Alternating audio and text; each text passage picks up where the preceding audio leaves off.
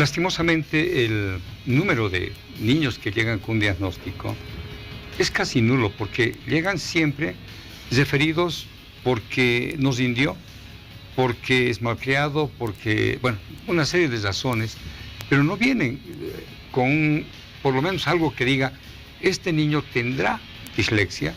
Significa entonces que nuestros profesores y tal vez algunos psicólogos del área educativa no están tomando mucho interés en esto.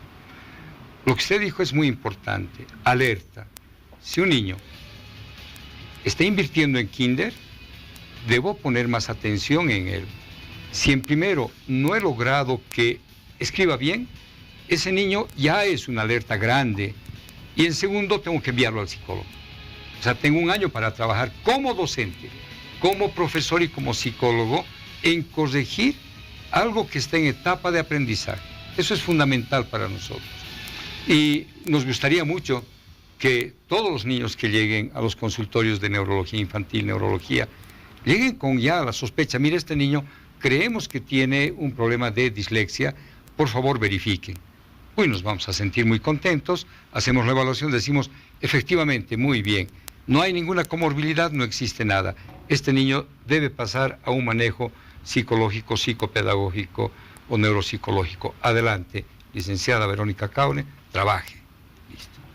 Existe un método del cual nos hablará enseguida la doctora, pero antes de pasar a eso, este método es prácticamente una evolución que se ha dado en los últimos tiempos. Antes, cuando no existía este método, ¿cómo se trataba la dislexia? ¿Cómo se corregía? ¿Tiene tratamiento esta condición?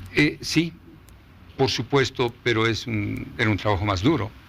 El éxito era menos satisfactorio, se tardaba mucho más. Era el método clásico donde debemos enseñarle al niño a que la A la está viendo en espejo, por lo tanto debe verla al revés. Las palabras deben escribirse así.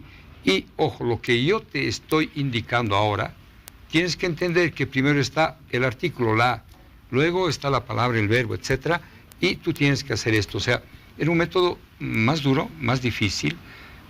Bueno, se siguen utilizando, por supuesto, aquellos que tienen confianza en este método clásico, pero va bien. Sí, ahí después tal vez vamos a hablar sobre las comorbilidades. Bueno, y es así como se hacía antes las correcciones, pero la buena noticia que tenemos para todos ustedes que nos ven desde casita es que existe una evolución, un nuevo método que existe ya hace 32 años en todo el mundo, se aplica en 50 países aproximadamente y es un método con 97% de éxito para corregir lo que es la dislexia. ¿Cuál es este método, doctora Caune?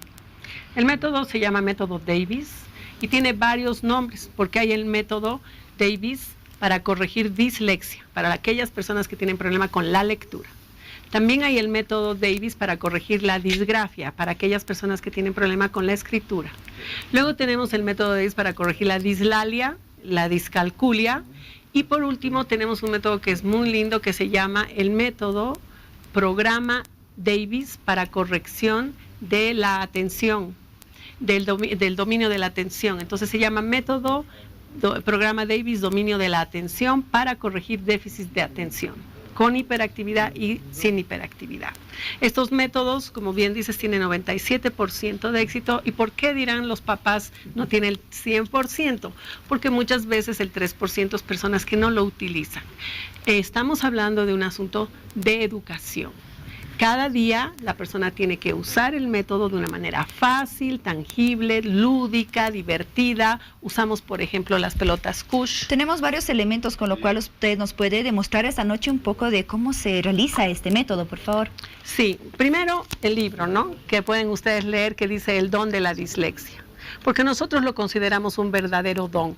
Personas como Steven Spielberg, Tom Cruise, astronautas como la doctora Pocock, Einstein, el mismo Leonardo da Vinci, han sido personas, Leonardo da Vinci tenía lo que decía el doctor, escribía en espejo, al revés, totalmente. Y a pesar de ello, han sido personas que nos han dado tanto al mundo. Por lo tanto, primero quiero empoderar a los papás para saber que en sus manos tienen genios, personas con muchas habilidades, y tenemos que cuidar algo que no debemos mellar nunca, que se llama la autoestima. Una vez que eso pasa, tenemos ya la familia claramente estable de que sabe que hay este diagnóstico, ingresamos primero a dotar al niño y a niña de herramientas que vayan a ayudar a que su cerebro no se corrija la distorsión perceptual. ¿Te acuerdas que hablamos que hay una distorsión perceptual? La corregimos. Hacemos que su imaginación tenga un lugar para que luego cuando lea lo que está escrito y no lo que cree que está escrito. Porque eso se llama desorientación. ¿Qué es una orientación? Cuando la persona percibe lo que es.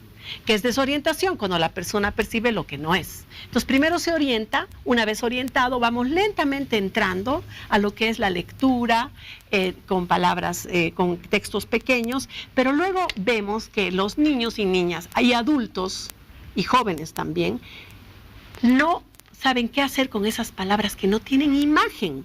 Las preposiciones, las conjunciones, los artículos. Por ejemplo, la palabra al que tenemos aquí en la mesa no tiene imagen.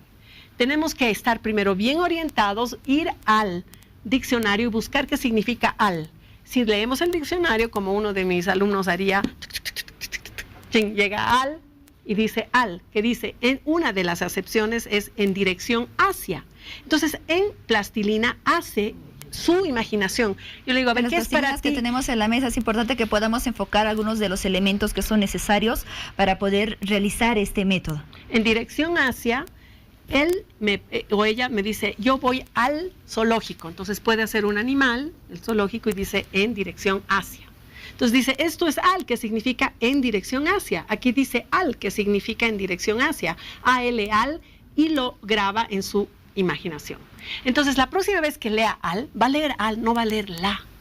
O le va a pasar, porque algunos chiquitos me dicen, a mí me da lo mismo decir eso, sé, porque no sé qué cosa es eso, no encuentro una imagen, pero les va muy bien con todo lo que es imagen. Por eso también usamos mucho imágenes, para que aprendan. Y cuando los papis les enseñan de una manera lúdica, y que, por ejemplo, nos cuenten cómo fue la guerra del Chaco. Entonces ellos van acordándose, pero van viviendo, imaginando, y luego, si no han hecho el método, un tip es que den el examen oral, porque se van a acordar todo lo que aprendieron con esa gran imaginación. Si no han hecho el método, entonces tienen que ir por esa vía. Pero si han hecho el método, ya ponen sus herramientas a la hora de dar el examen y ya pueden escribir, porque a estas personas también les cuesta poner 32 imágenes que tienen por segundo en palabras. Las personas verbales tenemos 4 pensamientos por segundo. Las personas visuales tenemos 32. Entonces, un niño que es visual, tú le dices, ¿cómo te fue en el colegio? Mira cómo le ha ido en el colegio, como en una película, y te mira y te dice, bien. Porque no puede decirte todo lo que le ha pasado, porque dice, ¿dónde empiezo? Y muchos empiezan a tartamudear, empiezan a hablar entrecortado. Entonces nosotros les ayudamos a ordenarse y a decir, empiezo aquí, sigo allá. Entonces mejora su manera de expresar, su manera de escribir, su manera de pensar, porque hemos hecho conexiones neurológicas y han acabado con la desorientación perceptual. Y esto está aquí en Bolivia y podemos hacerlo. Es una semana nomás la que necesitamos. La duración de este método es una semana. Sí, 30 horas en la semana, es decir, 5 horas por día, y el último día son más horas, y capacitamos a los papis, porque lo que queremos es que haya un apoyo de la familia y a los abuelos y a los hermanos también, para que nadie esté, tú tienes no sé qué. No, nada de nombrar y etiquetar a nadie. Simplemente decir, tú tienes un don, vamos a hacerlo mejor como familia para que todos hagamos adelante y seamos lo mejor que podamos ser.